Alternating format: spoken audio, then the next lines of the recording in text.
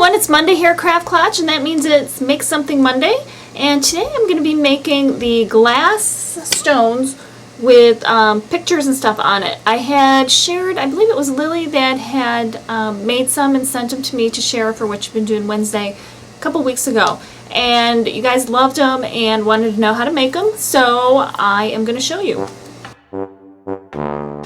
Now, I've made a bunch of these over the years. It's been a while, but I only have one left, and that's one of my mom and dad.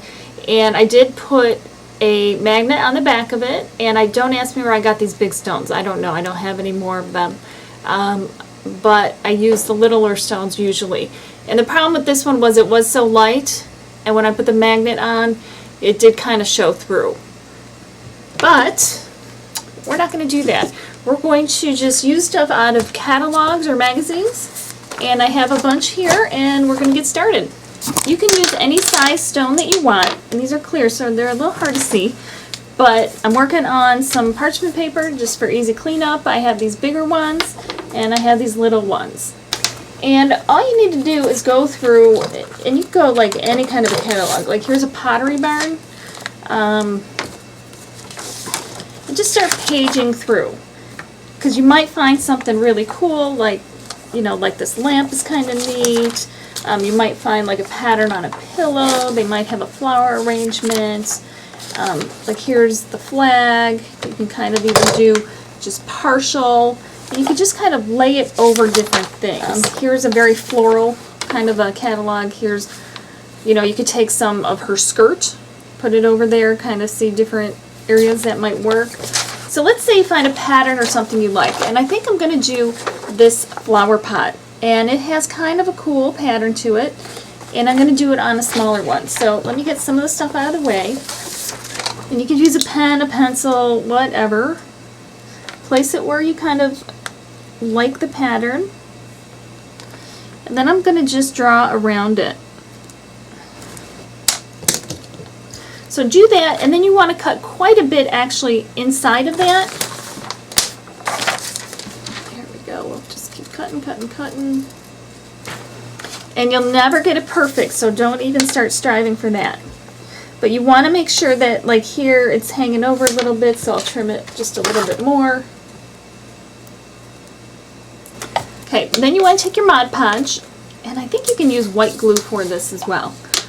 Take your Mod Podge, and then you want to brush on the back of here, fair amount.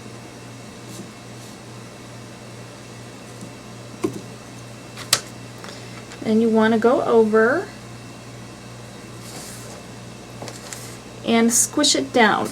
You want to push it down really hard, and then kind of fold up any of the edges. Alright, and then you want to put a layer of the Mod Podge on the back as well. You want to seal the whole thing in. You could do 1 or 2 layers on the back if you think you'd like to do that. And again, squish it down really well.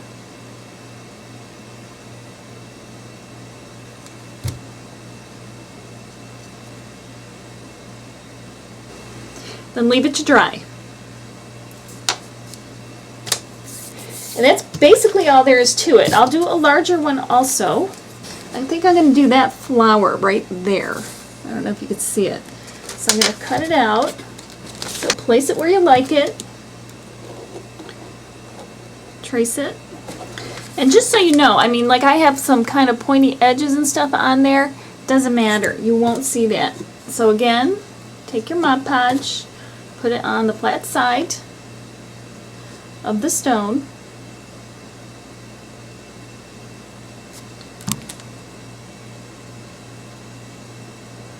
Place it over, kind of get it in place.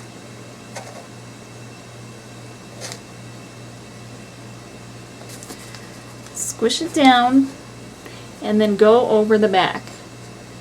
I like to put some Mod Podge on the back here, and then just use my finger to kind of smooth it down a little bit more.